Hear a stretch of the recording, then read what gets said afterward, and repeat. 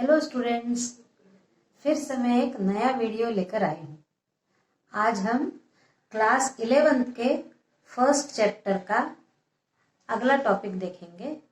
First chapter है और अपना सब्जेक्ट है बिजनेस स्टडीज। बिजनेस स्टडीज में फर्स्ट चैप्टर है व्यवसाय की प्रकृति एवं उद्देश्य, nature and purpose of business. अगला टॉपिक हम इसमें देखेंगे लाभ का आशय एवं परिभाषा, meaning and definition of profit. तो लाभ क्या है, लाभ किसे कहते हैं, हम ये देखेंगे। तो लाभ से आशय है या प्रॉफिट से आशय है निश्चित अवधि में व्यय से अधिक आय। यानी लाभ किसे कहा जाएगा जब किसी भी व्यवसाय में एक निश्चित समय में, समय भी एक बहुत बड़ा फैक्टर है व्यवसाय के लिए।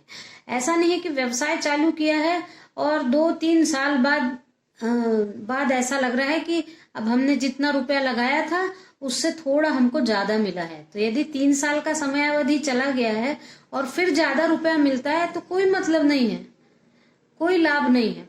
इसलिए लाभ में निश्चित अवधि भी मायने रखती है। तो निश्चित अवधि में व्यय से अधिक आय लाभ कहलाती है। यानी एक निश्चित समय में एक व्यवसाय के लिए जिन जिन बातों पर व्यय किया गया है, जैसे किन पर व्यय किया जाता है, उत्पादन के साधन, श्रम, पूंजी, भूमि और प्रबंध, इन पर जो भी व्यय किया जाता है उससे अधिक वस्तुओं को बेचने के बाद आय प्राप्त होती है तो उसे लाभ कहते हैं।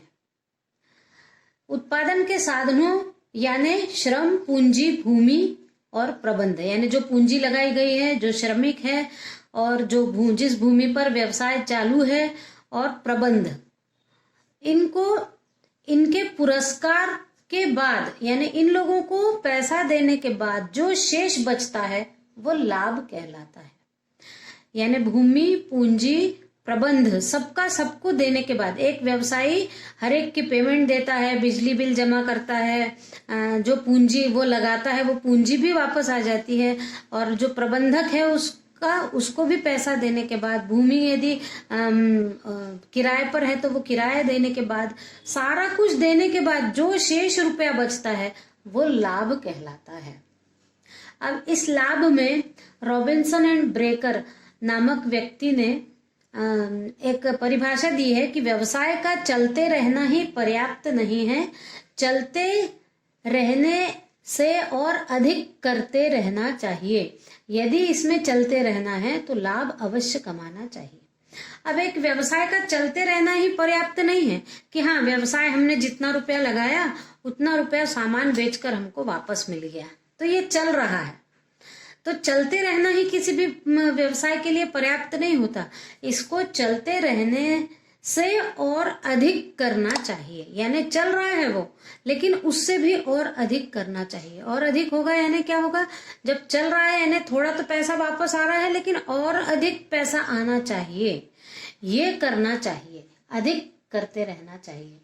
यदि इसमें चलते रहना है यानी व्यवसाय में यदि चलते रहना है या व्यवसाय करते रहना है तो लाभ अवश्य कमाना चाहिए। बिना लाभ के तो कोई भी व्यवसाय आगे नहीं बढ़ेगा। इसके बाद हम देखते हैं व्यवसाय में लाभ की भूमिका, रोल और importance of profit in business, कि एक व्यवसाय में लाभ की क्या भूमिका है। तो उसका पहला है लाभ व्यवसाय का जीवन रक्त है। ये जो व्यवसाय होता है ये एक मनुष्य जीवन के समान है। जिस प्रकार मनुष्य जीवन में हवा, भोजन और पानी के सिवा उसका जीवन संभव नहीं है, रक्त के बिना मनुष्य का जीवन संभव नहीं है, वैसे ही व्यवसाय लाभ के बिना करना संभव नहीं है। फिर है कार्यकुशलता में वृद्धि। जैसे जैसे व्यवसायी धीरे धीरे व्यवसाय करता जाता है तो वो खुद के ही व्यवहार से हर दिन नई बात सीखता है और धीरे धीरे उसकी व्यवसाय करने की कार्यकुशलता बढ़ती जाती है। और जब उसकी कार्यकुशलता बढ़ती है तो व्यवसाय भी बढ़ता है, और जब व्यवसाय में लाभ बढ़ता है तब वो अपने कर्मचारियों को जो अतिरिक्त बोनस वगैरह देता है उस कारण से कर्मचारियों की भी कार्यकुशलता में वृद्धि होती है।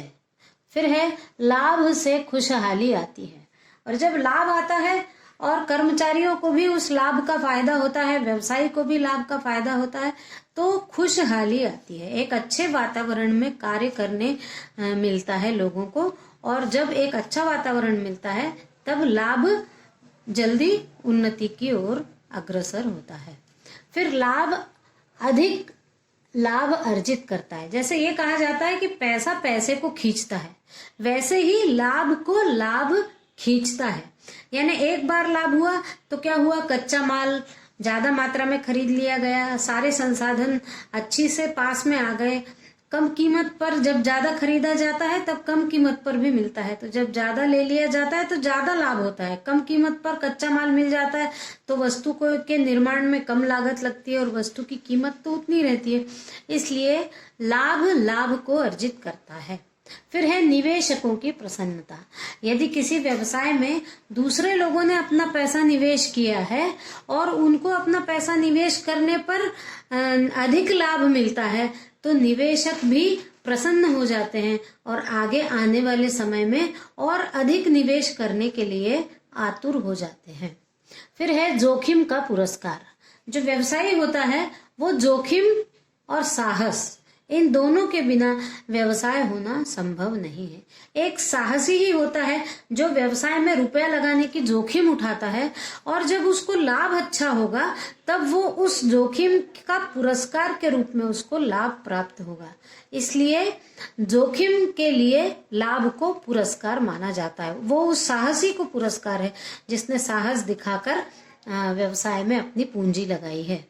फिर है सफलता का प्रमाण। जब लाभ होता है तो लाभ ही ये बताता है कि व्यवसाय सफल हो रहा है। व्यवसाय सफल हो रहा है इसका प्रमाण कौन देगा, लाभ देगा। तो जैसे जैसे लाभ होता जाता है वैसे वैसे व्यवसाय आगे बढ़ता है और वो सफल हो गया है इसका प्रमाण दिखाता है।